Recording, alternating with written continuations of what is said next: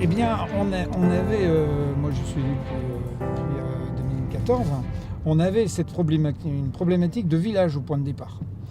Et donc on a réuni un groupe de gens finalement qu'on a découvert qui, eux, ne demandaient que ça, c'est-à-dire de chercher à créer trouver des solutions, voilà. Alors vous voyez, là le cycliste, il vient sans doute de faire la Vélodyssée là. Eh bien, pendant cette petite partie-là, il est quand même un peu plus sécurisé. Et puis moi, là, j'ai pas trop de place. Vous voyez, j'ai une voiture qui est en face. Là, je ne vais pas m'amuser à chercher à doubler. Je reste bien tranquillement derrière. Vous voyez que la voiture là-bas, elle ne va pas vite non plus. Elle coupe pas son virage. Donc voilà. Vous allez me dire, ah, je peux me mettre un petit peu sur la droite et aller plus vite parce que je suis pressé. Sauf que je ne sais pas qui je vais avoir en face. Parce que celui qui est en face, il ne va pas être forcément sur la droite, il peut être sur le milieu.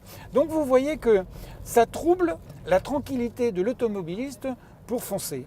Et donc c'est tout ce qu'on veut en fait. Et quand la route elle est très très large, on prend vraiment de la place, mais quand c'est serré, on ne peut pas avoir. Voilà. Donc c'est un de nos 4 Chaussidou tests en fait. Et comme on a une ville qui est assez contrainte, on ne peut pas avoir des pistes totalement dédiées. Il ne s'agissait pas d'aller faire des investissements lourds. Donc c'est pourquoi on a privilégié cette chose-là qui est quand même peu onéreuse. On n'a pratiquement que de la peinture à faire. Peinture, panotage, donc ça le fait bien. Et surtout, ça permet de reconnaître le vélo qui a sa place. Parce qu'aujourd'hui, une route qui n'a pas de dessin, qui n'a rien d'écrit, c'est totale propriété de la voiture. Le vélo est presque un intrus. On est territoire énergie positive, donc on a eu des subventions pour développer un certain nombre de programmes de réduction de consommation d'énergie, et notamment dans la mobilité, on a acquis une dizaine de vélos à assistance électrique. Et on les prête pendant une semaine, 15 jours aux habitants de Sucé. Ça marche très bien, il y a une centaine de familles qui l'ont testé déjà l'année dernière. Et je me suis dit, défi famille à énergie positive et vélo assistance électrique, ça doit donner quelque chose. Et ça a donné le défi famille mobilité électrique.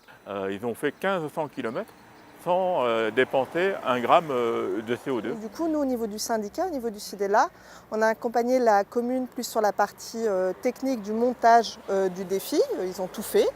Ils ont choisi les familles volontaires, etc. Et en parallèle, on a aussi, grâce à la convention avec Nissan, mis à disposition un véhicule électrique pour compléter la gamme, parce qu'on ne peut pas aller, en l'occurrence la Anceny en vélo, c'était un peu trop loin. Mais par contre, en véhicule électrique, c'était possible. Et donc voilà, en fonction de l'usage, proposer le type de véhicule qui est adéquat.